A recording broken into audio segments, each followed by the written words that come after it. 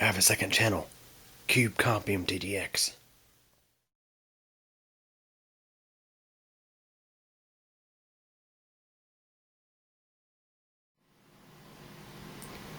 Hey everybody. So it wasn't too long ago that I did a video about that computer that I rescued. It was pretty much not far from its deathbed. It was that that gateway system that had the upgraded motherboard with a Intel Core 2 Quad Q6600 CPU. As you may know, I pulled that setup from the gateway chassis to use it to rebuild a different HP system not too long ago.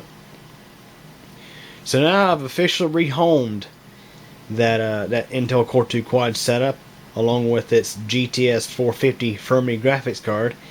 It's in this thing now. So I guess we could call this the sleeper HP.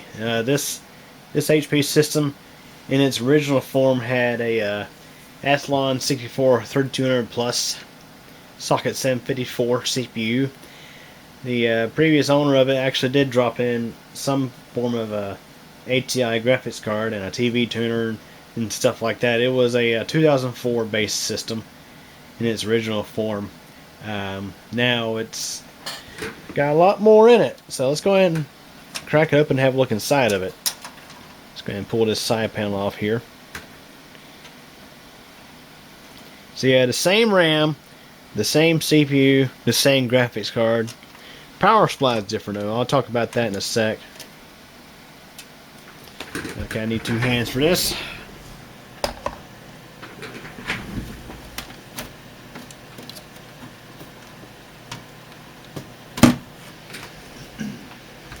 You know, to be honest, I'm not sure if I actually had covered this system and its other system in a video before I parted them out. What they used to have were the motherboards that were in them were absolute garbage. SIS chipset motherboards with bloated capacitors, you name it. But here's what's in there now. So I got this MSI G41M-P34 Intel 775 motherboard with 8 gigabytes of G-Skill DDR3 memory, probably the 1600. Not sure if it's actually running at that or not. I might have to pull up CPU-Z to really know for sure. Let me do just that right quick. So I'll go ahead and show you what's in it.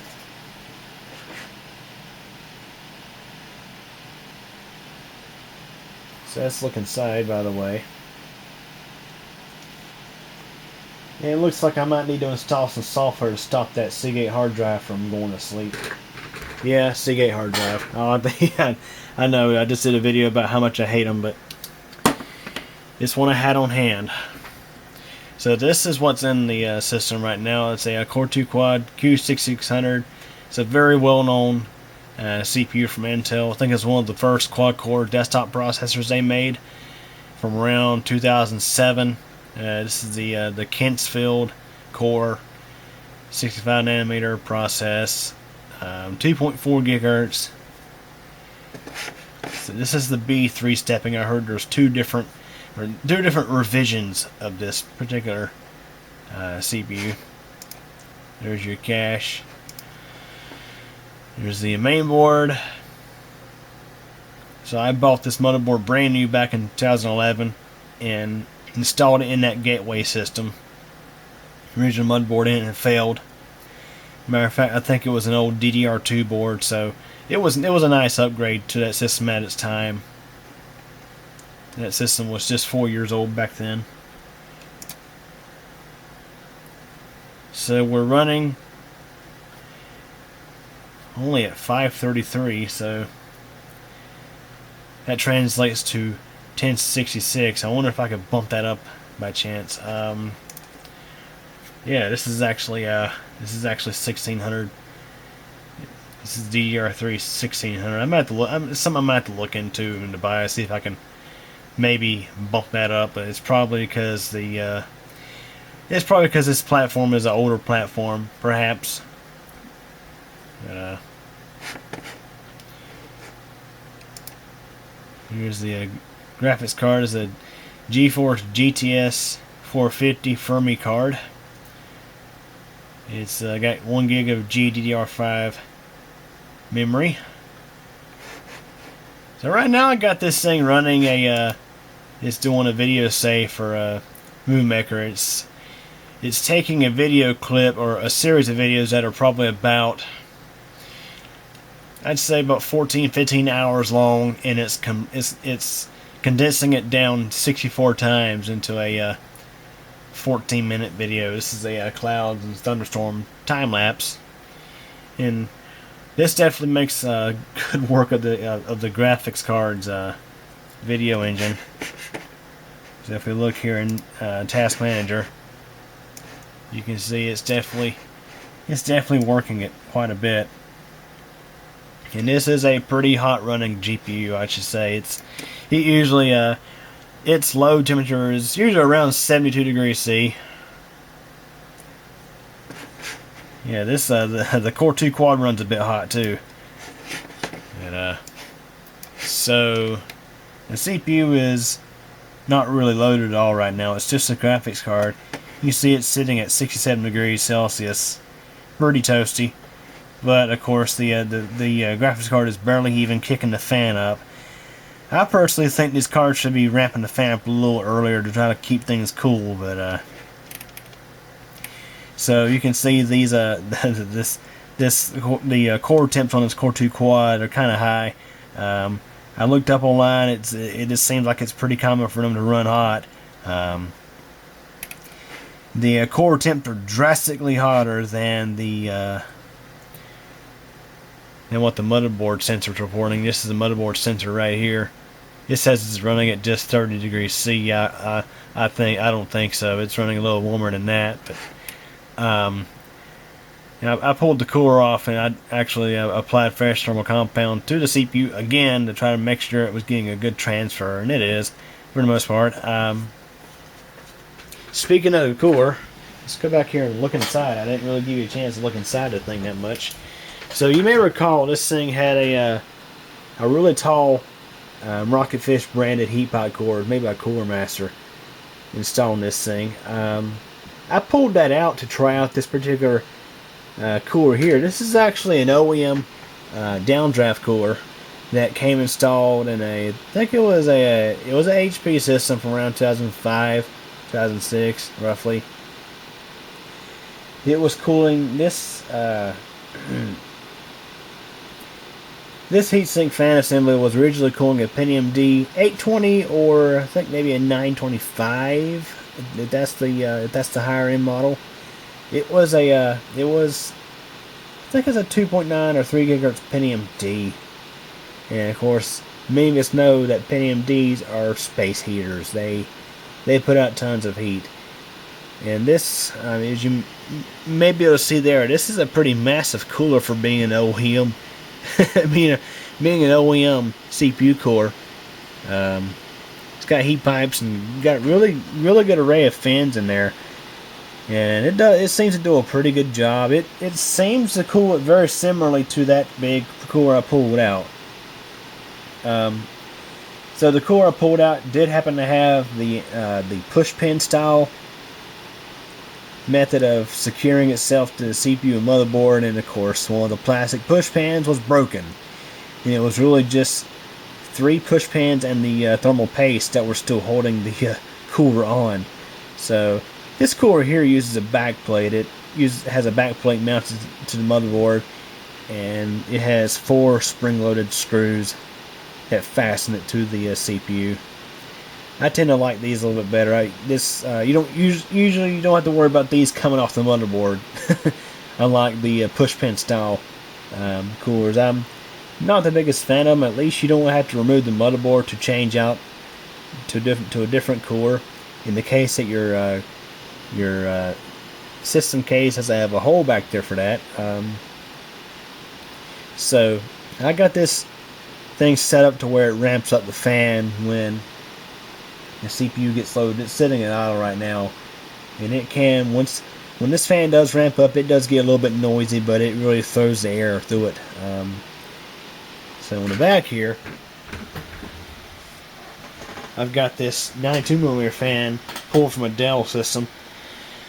This is one of those CPU fans that has a thermistor built into it to monitor the temperature.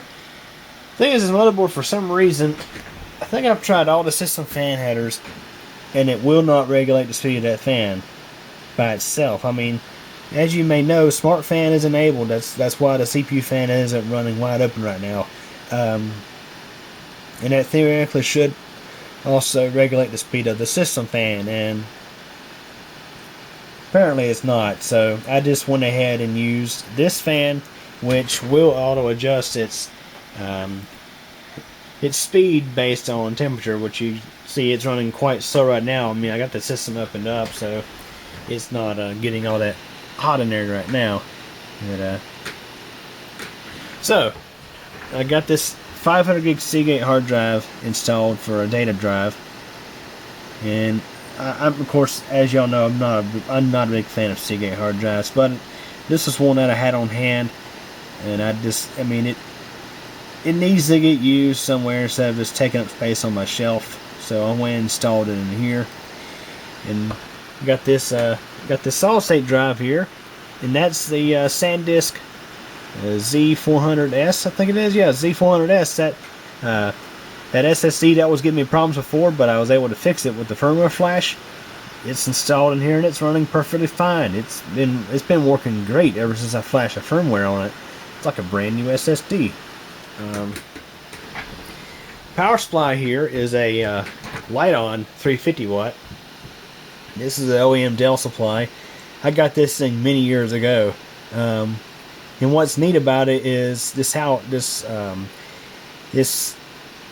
as I think I've covered in a recent video, these OEM supplies, they tend to be tanks, and this one here is definitely built quite well.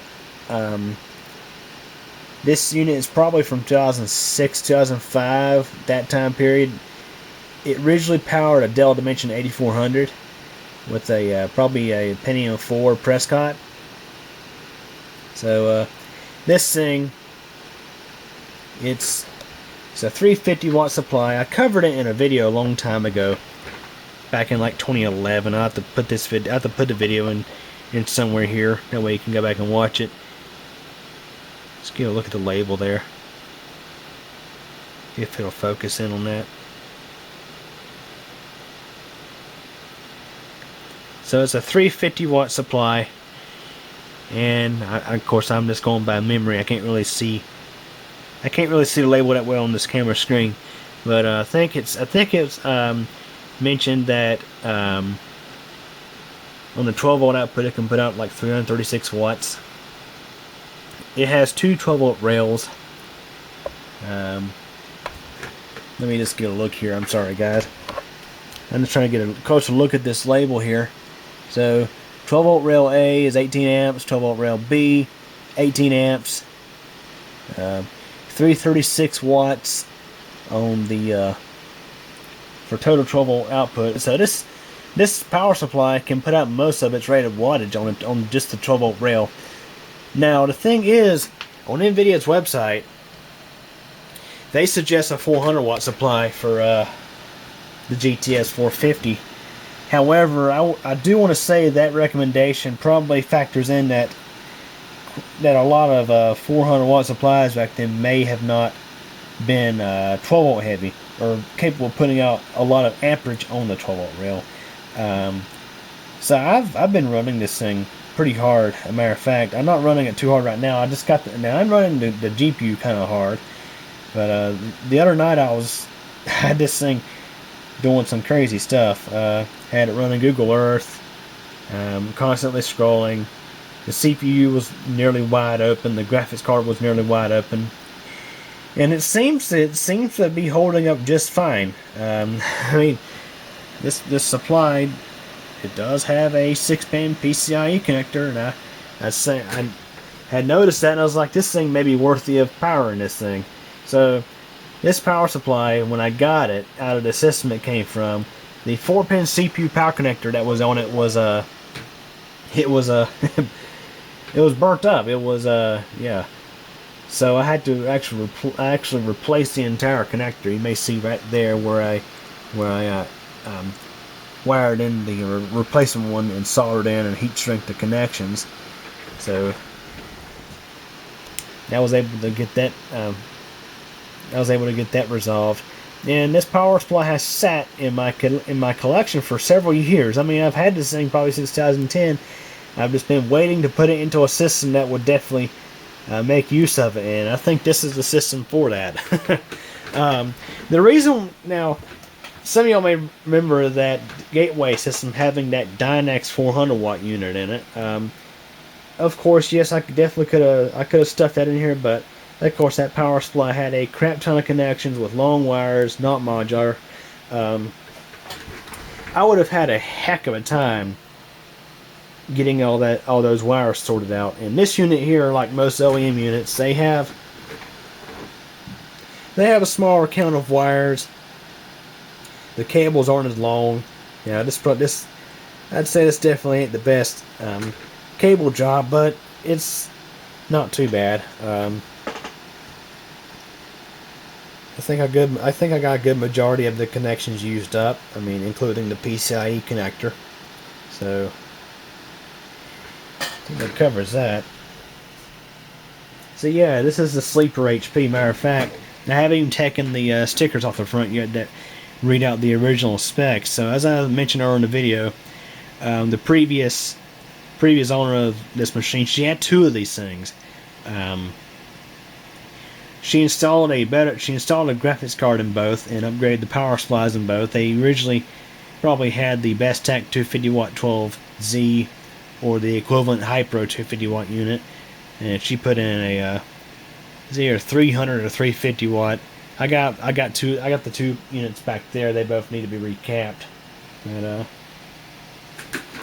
so yeah, the Core 2 Quad and nVidia GTS 450 setup both have a new home. So I'm gonna keep messing around with this thing, and I'll include a little bit extra footage to end this video.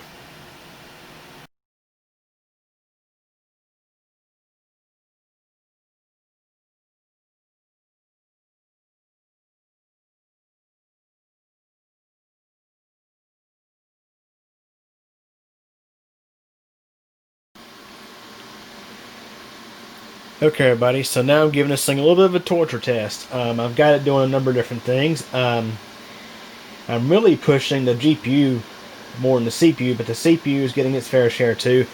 So right now I got Google Earth pulled up, and I just got it touring right now. So that's that's working the 3D engine of the GPU just a little bit. But what's really working it is I got a video processing in MoonMaker. It's right now I'm actually time lapsing or speeding up cloud videos for CubeComp MTDX. So this is something I do regularly. So I got this machine. I also got the Plexi doing some too. Usually the Metal Lux does most of this, but sometimes I'll bring the Plexi on and have it do some as well with its little GeForce 210. So one thing I've noticed about the Q6600 Core 2 Quad is it seems like the temps report awful high. And I looked up online. Apparently, it's a common thing for these Core 2 Quads to do this. I mean, when you look at the motherboard sensor, it's reading just 44 or 43. Not sure which one this is. I think that one's probably probably the case temperature. So it probably is running a little bit on the hot side. That cooler that I got on there is a pretty beefy cooler. It came off of a Penny. It was cooling originally a Pentium D. I think 925, which in its own is a space heater, and of course the cooler itself is definitely getting warm. So I've got the fan curve set to where it's increasing the speed of fan. Matter of fact, it's running close to 100% right now. It's at 89%, which is helping to keep those temperatures a little bit more in check. But it seems like some of these Intel chips, I just don't know if they made really good I'm just not sure if the cores really made good contact with the heat spreader, because it seems like those core temps are really jumping around quite a lot. Now CPU is pretty close to 100% utilization. Like I say, it's around 70 to 75%, and so yeah, I'm not 100% certain if these temps are accurate or not. I've had some CPUs before where the core temps read unusually high, and I've also had some that read unusually low. So I mean, it kind of goes both ways. I mean, this thing, that CPU has been ran like this for many years. I mean, dang, the the computer when I got it, as you may remember if you watched the video, due to Best Buy's little jerry-rigging, the CPU fan was not even attached to the cooler. No idea how long it was run like that. But, as I figured, this thing would get a bit warm. I mean, that Fermi GPU runs pretty hot too. And the thing is, it's only slightly increasing the PWM of the fan. I'd like to see it increase that fan speed a little bit more than what it's doing. But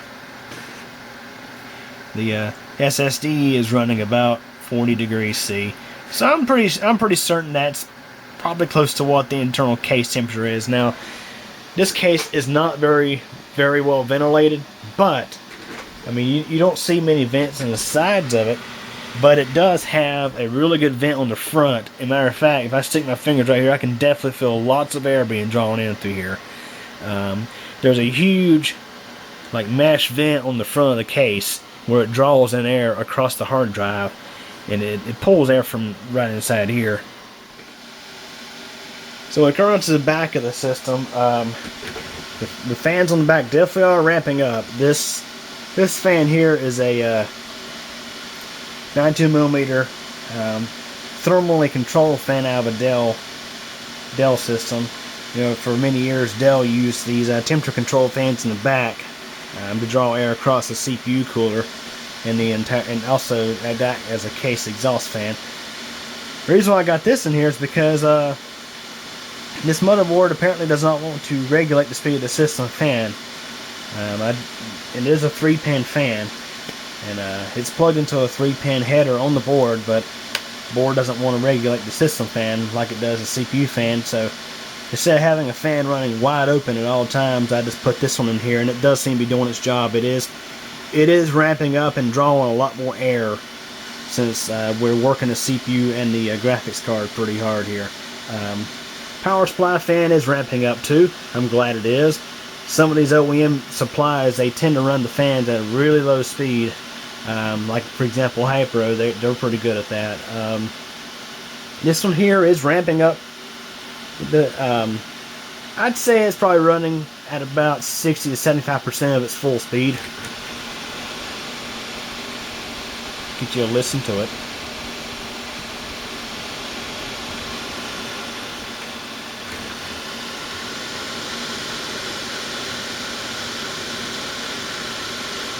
The CPU fan is, I think the PWM signal to it right now is 89%. So it's been running like this for probably 20 minutes or so. It's about a little over halfway through this video. It's taking a video clip that's probably about 5 hours long and smashing it down 64 times roughly to 5 minutes. So that usually does take a little bit. The graphics card Mid-Tower Lux does a little bit better job at this. It's a Radeon RX 550. It does a little bit better job at doing this video work. So if we look, an HW monitor, you can see the video engine on this graphics card's maxed out, and right now the Google Earth is really giving it some work too. Now let's see here.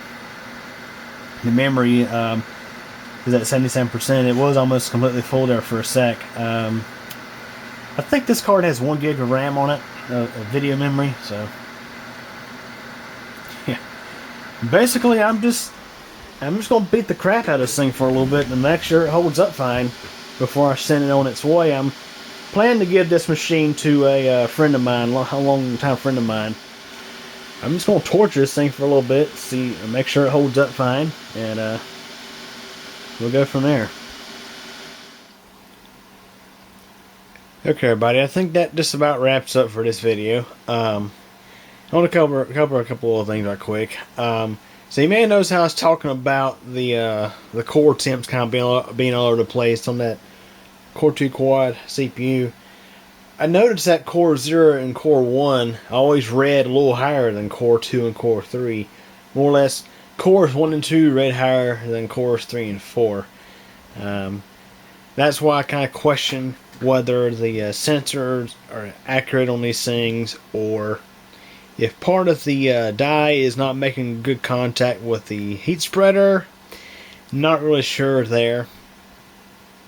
And also, some with a good eye may notice the card reader, at least in the first part of this video and this part, are different. Well, some of these older HPs, the card readers are not compatible with SDHC and SDXC.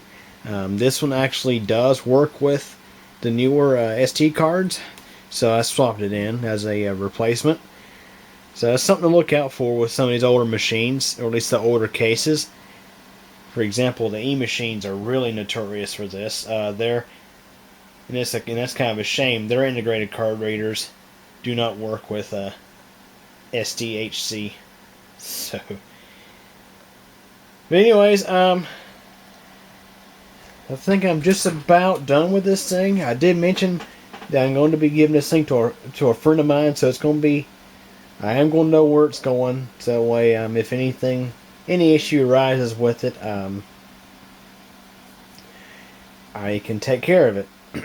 So, it's a long-time friend of mine from high school. I built a system for him years ago, and it was a very unique system build, and supposedly, we'll understand they were still using it to play games on, which it's a, if I remember right, it's a Socket 754 Athlon 64 system, so definitely quite outdated. But the motherboard that I used was a rather unique kind of motherboard, and I think it'll make a good topic for a video on the channel here.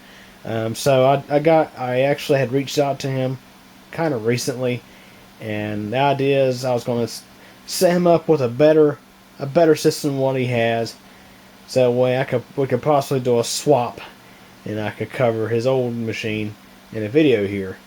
So anyways, I don't know if that's going to work out for sure, but it's just kind of wait and see sort of thing. But if it does work out, definitely looking forward to the video of this very unique system, and also the case it's in is also very unique too. So anyways, hope y'all enjoyed this video. Thanks for watching. Well, everybody, that's it for this video, but don't forget there's a lot more interesting stuff on the channel to check out. Also, if this is your first time visiting this channel, feel free to subscribe to keep your channel, and also don't forget to tick the bell so that way you'll get notified of new video posts. If you like this video, please give it a thumbs up. But if you really didn't like it, there is the alternative option available as well. Also, feel free to check out my second channel, CubeComp MTDX. There you'll find videos about bicycling, weather, elevator tours, and all sorts of other neat, interesting stuff. I hope you guys enjoyed this video. Feel free to come back, and thank you for your support.